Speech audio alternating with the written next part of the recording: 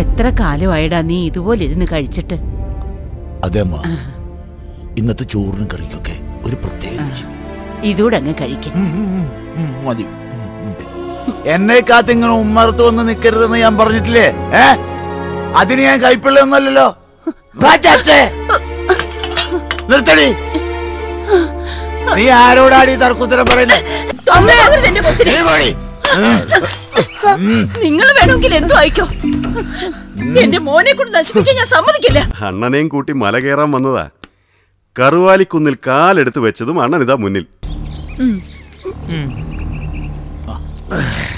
ഇത്തിരി എനിക്കും കൂടി താടി. ഞാൻ പറഞ്ഞിട്ടുണ്ടല്ലോ, കച്ചവടം കഴിയുമ്പോ കുറച്ചു തരും. അപ്പം ഓന്തിയാ മതി.